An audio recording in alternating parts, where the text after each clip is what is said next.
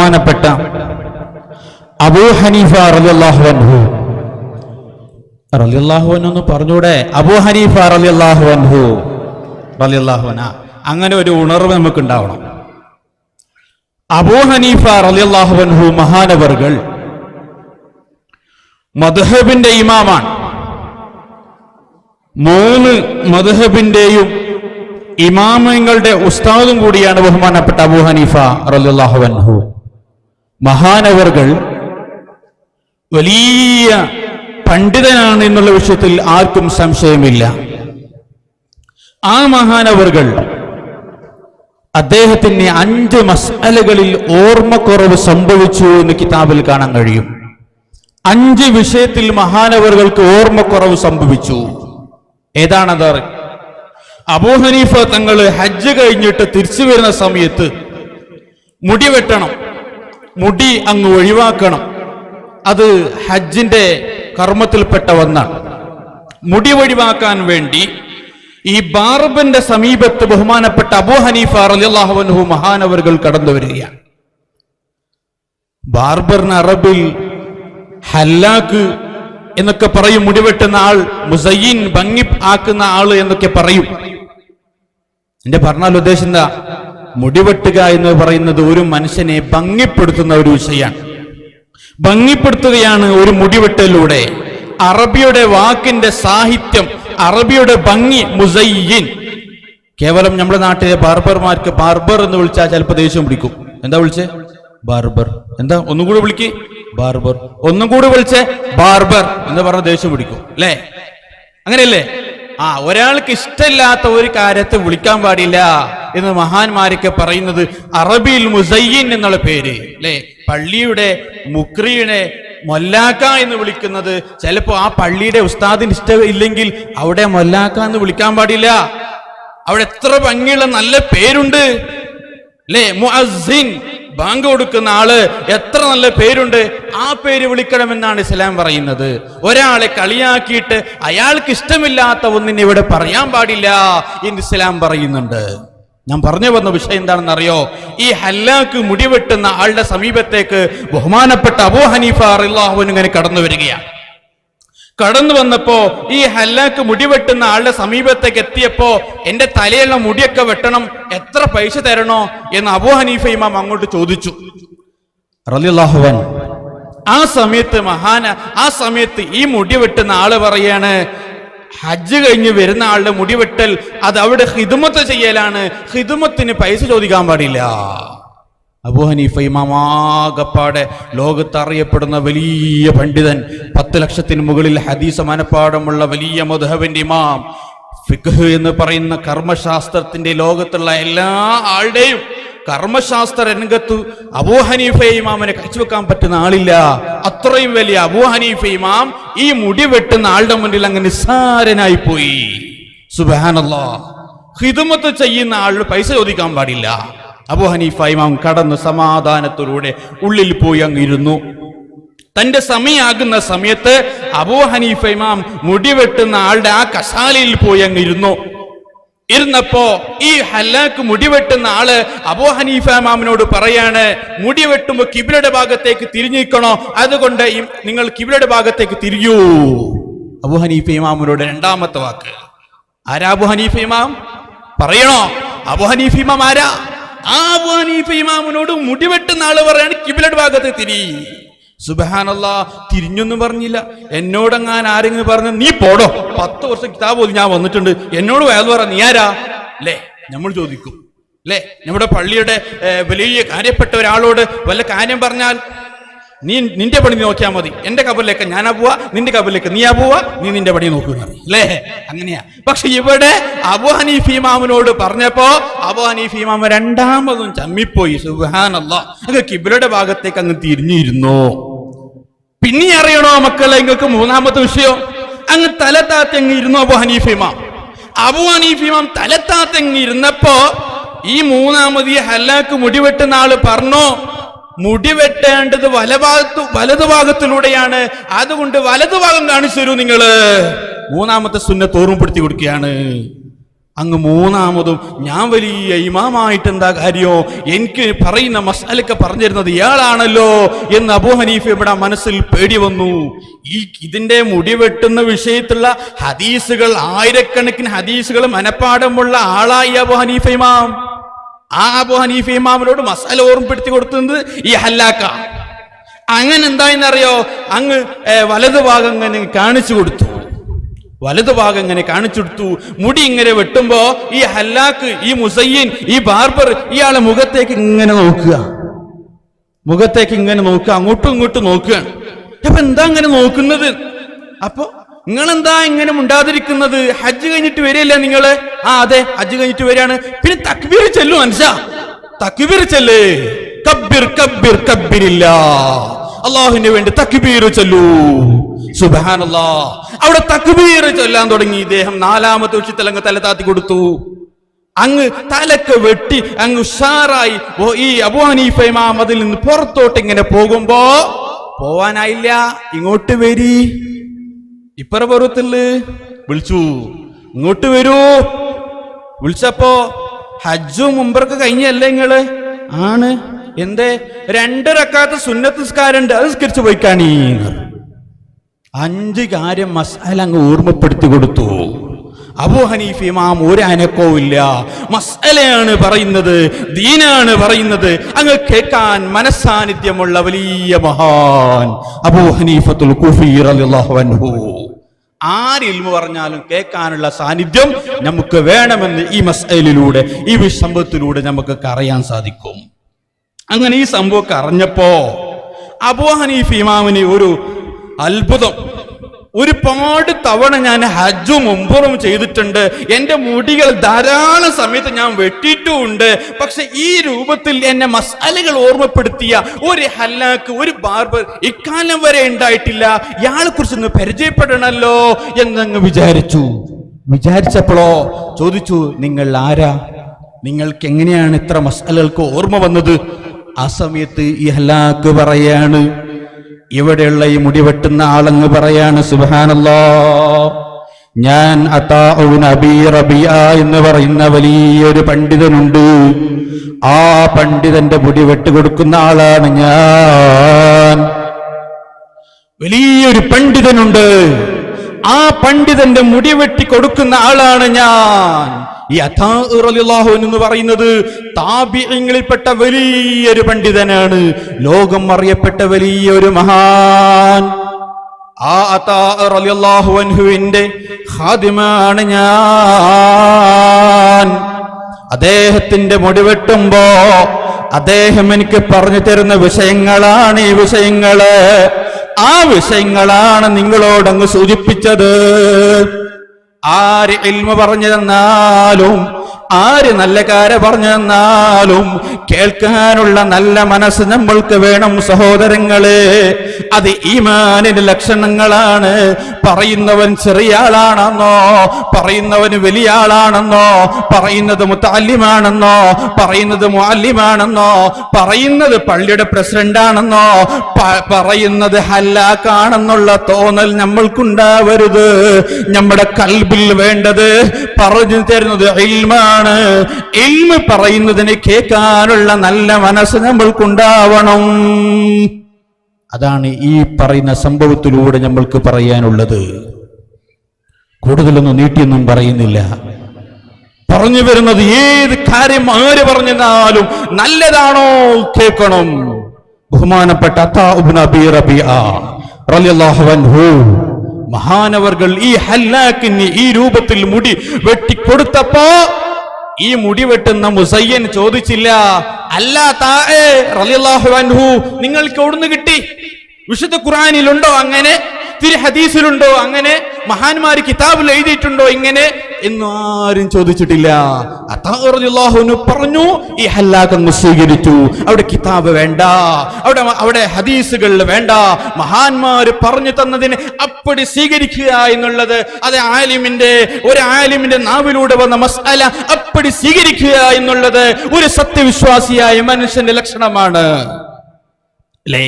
അതുകൊണ്ടാണ് നമ്മുടെ ഉപ്പാപ്പമാർ, നമ്മുടെ ഉമ്മാമ്മമാർ അവരൊക്കെ ഈമാനോടെ അങ്ങ് കടങ്ങിപ്പോയത്. ആ രൂപത്തിലാണ്. അവർ കിതാബ് ചോദിച്ചിട്ടില്ല, അവർ ഏത് ഹദീസിലാണ് ചോദിച്ചിട്ടില്ല, ബുഖാരിയിലുണ്ടോ അങ്ങനെ, മുസ്ലിമിലുണ്ടോ ഇങ്ങനെ, മറ്റേതിലുണ്ടോ ഇങ്ങനെ, ഇമാം നബി പറഞ്ഞിട്ടുണ്ടോ, മുസ്ലിമിൽ അങ്ങനെ ഉണ്ടോ എന്നാരും ചോദിച്ചിട്ടില്ല. ആലിമീങ്ങൾ വഅദ് പറയുമ്പോ അത് എന്റെ ജീവിതത്തിൽ പകർത്തി, ആ പകർത്തിയത് ജീവിതത്തിൽ കൊണ്ടുപോകുമ്പോ അവര് സ്വർഗത്തിന്റെ അഹ്ലുകാരായി മാറി, അവര് വലിയ വലിയ ആലിമീങ്ങളായി മാറി. പക്ഷെ ഇപ്പോ നമ്മൾക്കൊരു കാര്യം സ്വീകരിക്കാൻ, നമ്മുടെ എത്ര വലിയ കാര്യപ്പെട്ട ഉസ്താദാവട്ടെ, ആരെന്ത് പറഞ്ഞാലും ഖുർആനിലുണ്ടോ അങ്ങനെ, തിരു ഹദീസിലുണ്ടോ ഇങ്ങനെ എന്ന് ചോദിക്കാൻ തുടങ്ങിയപ്പോ നമ്മളുടെ ഈമാൻ കുറഞ്ഞുപോയി. ഇൽമ് കേൾക്കാൻ രസങ്ങളില്ല, ഇൽമിന്റെ സദസ്സിൽ ആളുകളില്ല, ഇൽമിന്റെ വേദികളിൽ ആരുമില്ല. അങ്ങനെയുള്ള അവസ്ഥയിൽ നമ്മൾ എത്തിപ്പോയിട്ടുണ്ട്. എന്റെ പ്രിയപ്പെട്ട സഹോദരങ്ങളെ, ഞാൻ പറഞ്ഞു വന്ന വിഷയം, ആരെന്ത് ഇൽമു പറഞ്ഞാലും കേൾക്കാനുള്ള സന്നദ്ധത നമ്മൾക്കുണ്ടാവണം. അതൊരു മുഅ്മിനായ മനുഷ്യന്റെ ലക്ഷണങ്ങളാണ്.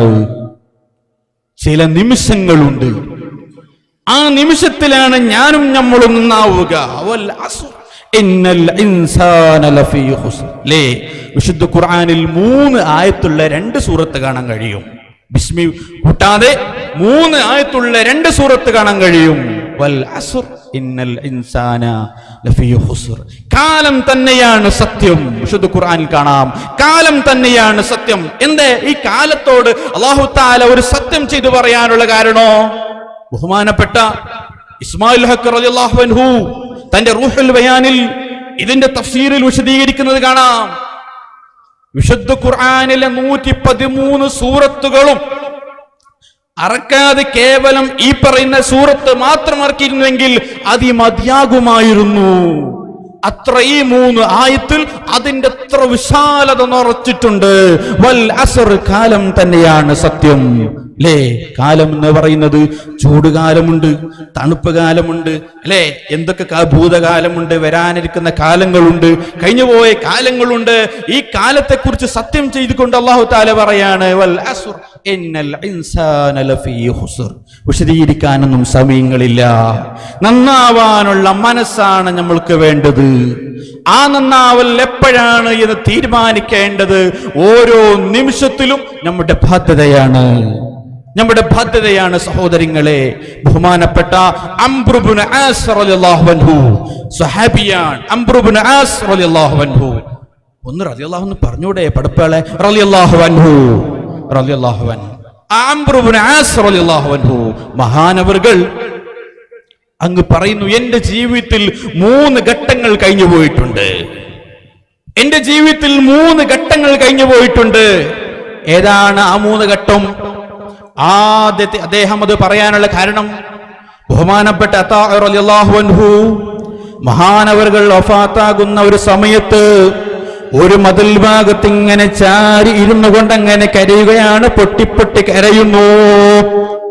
ആളുകൾ വന്ന് ചോദിക്കുന്നു, അല്ല അംർ ഇബ്നു ആസ്, എന്തിനാണ് ഈ രൂപത്തിൽ നിങ്ങൾ കരയുന്നത്? ആ സമയത്ത് മഹാനവറുകൾ പറയുന്നു, എന്റെ ജീവിതത്തിൽ 3 ഘട്ടങ്ങൾ കഴിഞ്ഞു പോയിട്ടുണ്ട്. ആ ഘട്ടങ്ങൾ ഓർത്തുകൊണ്ടാണ് ഞാൻ കരയുന്നത്. ഏതാണ് ആ 3 ഘട്ടങ്ങൾ? ആദ്യമായി പറയുന്ന ഒരു കാലഘട്ടം എനിക്കുണ്ടായിരുന്നു. ഞാൻ ചെറുപ്പക്കാരനായിരുന്നു, എന്ത് വേണമെങ്കിലും ചെയ്യാനുള്ള ശക്തി എനിക്കുണ്ടായിരുന്നു. അങ്ങനെയുള്ള സമയത്ത് എന്റെ കൽബിന്റെ കഷ്ടമായ മുത്തുനബി എന്റെ കൽബിന്റെ അകത്തുണ്ടായിരുന്നില്ല. ഞാൻ ഇസ്ലാമിന്റെ പുറത്തായിരുന്നു. മുത്തുനബിനെ വധിക്കാൻ കിട്ടുന്ന അവസരങ്ങളെല്ലാം ഉപയോഗപ്പെടുത്താൻ ഞാൻ മുത്തുനബിയുടെ പിന്നിൽ നടക്കുന്ന ഒരു സമയമുണ്ടായിരുന്നു. അന്ന് ഞാൻ മുസ്ലിമല്ല. മുത്തുനബിനെ കൊല്ലാൻ പറ്റുന്ന വല്ല സമയങ്ങളുണ്ടോ, വല്ല നിമിഷമുണ്ടോ എന്ന് അന്വേഷിച്ചുകൊണ്ട് നടക്കുന്ന ഒരു സമയമുണ്ടായിരുന്നു. ആ സമയത്തെങ്ങാനും എന്റെ യജമാനനായ റബ്ബ് എന്റെ റൂഹങ്ങ് പിടിക്കുമായിരുന്നുവെങ്കിൽ എന്റെ കഥ എന്താകുമായിരുന്നു കൂട്ടുകാരന്മാരെ? അംർ ഇബ്നു ആസ് പറയാണ്, മുത്തുനബിനെ കൊല്ലാൻ പുറപ്പെടുന്ന സമയത്ത് അല്ലാഹു തആല എന്റെ റൂഹ് അങ്ങ് പിടിച്ചിരുന്നുവെങ്കിൽ ഇന്ന് അംർ ഇബ്നു ആസ് നരകത്തിന്റെ ആളെന്ന് മാത്രമല്ല, ശാശ്വതമായി നരകത്തിൽ തന്നെ കിടക്കുന്ന ഒരാളാവുമായിരുന്നു. ആ സമയത്ത് ഈ പറയുന്ന അംർ ഇബ്നു ആസിന്റെ റൂഹ് അല്ലാഹു തആല പിടിച്ചില്ല. കാലങ്ങൾ കഴിഞ്ഞു, ഞാൻ ഇസ്ലാമിൽ സ്വീകരിച്ചതിന് ശേഷമോ മുത്തുനബി സല്ലല്ലാഹു അലൈഹി വസല്ലമ തങ്ങൾ എന്റെ കൽബിന്റെ കഷ്ടമായി മാറി. മുത്തുനബിനെ വിട്ടു നിൽക്കാൻ പറ്റുന്ന ഒരു സാഹചര്യം എനിക്കല്ലായിരുന്നു. 24 മണിക്കൂറും മുത്തുനബി, ആ മുത്തുനബി എന്റെ കൽബിൽ എല്ലാ സമയത്തും ഹയാത്താണ്. ഏത് ഭാഗത്ത് നോക്കിയാലും മുത്തുനബിയാണ്. എന്റെ ജീവിതത്തിൽ എല്ലാ സമയത്തും മുത്തുനബിയുള്ള ഒരു സമയമുണ്ടായിരുന്നു. ആ സമയത്ത് അങ്ങാനും ഈ അംർ ഇബ്നു ആസ് വഫാത്തായിരുന്നുവെങ്കിൽ എന്റെ മയ്യിത്ത് നിസ്കരിക്കാൻ ആ മുത്തുനബി ഉണ്ടായിരുന്നു. എന്റെ മയ്യിത്ത് നിസ്കാരത്തിന് നേതൃത്വം ആ മുത്തുനബി വഹിക്കുമായിരുന്നു. അങ്ങനെങ്ങാനും ഞാൻ മരിച്ചുവെങ്കിൽ ഈ അംർ ഇബ്നു ആസ് സ്വർഗത്തിന്റെ അയൽവാസിയായിരുന്നു, സ്വർഗത്തിന്റെ അവകാശിയായിരുന്നു. പക്ഷേ ഇപ്പോൾ മുത്തുനബി അങ്ങ് വഫാത്തായി പോയിട്ടുണ്ട്. ഇപ്പോൾ ഞാൻ വലിയ രാഷ്ട്രീയത്തിന്റെ വലിയ ആളാണ്. ബഹുമാനപ്പെട്ട ഉമർ റളിയല്ലാഹുവിന്റെ കാലഘട്ടത്തിലെ ഒരു നാട്ടിന്റെ ഭരണാധികാരിയാണ്, ഗവർണറാണ്. ഈ സമയത്ത് ഞാൻ മരിച്ചു പോയാൽ എന്റെ അവസ്ഥ എന്താകുമെന്ന് എനിക്കറിയില്ല. ഞാൻ സ്വർഗത്തിലാണോ, ഞാൻ നരകത്തിലാണോ, ഞാൻ ഏത് വകുപ്പിലാണെന്ന് എനിക്കറിയില്ല. ഇതുകൊണ്ട് ഞാൻ കറിയല്ലാതെ പിന്നെ എന്ത് ചെയ്യണം കൂട്ടുകാരന്മാരെ? എന്നിട്ട് സ്വഹാബികളെ വിളിച്ചുകൊണ്ട് പറയാണ്, സുബ്ഹാനല്ലാഹ്, സ്വഹാബികളെ വിളിച്ചുകൊണ്ട് പറയാണ്, ഓ സ്വഹാബത്തെ, ഞാനെങ്ങാനും മരിച്ചു പോയാൽ എന്റെ ഖബറിന്റെ സമീപത്ത് വന്നുകൊണ്ട് നിങ്ങൾ ഒരു ഒട്ടകം മറക്കുന്ന സമയം ചുരുങ്ങിയത് 1 മണിക്കൂറെങ്കിലും എന്റെ ഖബറിന്റെ സമീപത്തിരുന്നു കൊണ്ട് നിൽക്കണം. അവിടെ ഖബറിന്റെ ഉള്ളിൽ ചോദ്യങ്ങൾ ചോദിക്കുമ്പോ നിങ്ങൾ പുറത്തുണ്ടാകുമ്പോ എനിക്ക് മറുപടി പറയാൻ എളുപ്പമായേക്കാം. അതുകൊണ്ട് നിങ്ങൾ അവിടെ നിൽക്കണം. അംർ ഇബ്നു ആസ് സ്വഹാബിയാ പറയുന്നത്, ചിലപ്പോ എനിക്ക് മറുപടി കിട്ടില്ല എന്ന് വന്നേക്കാം. നിങ്ങൾ കാണുമ്പോ, നിങ്ങൾ എനിക്ക് കണ്ണിലൂടെ ഇങ്ങനെ കാണുമ്പോ ചിലപ്പോ എന്റെ നാവിലൂടെ മറുപടി പറഞ്ഞുകൊണ്ട് ഞാൻ ഒരു സ്വർഗത്തിന്റെ ആളായി മാറിയേക്കാം.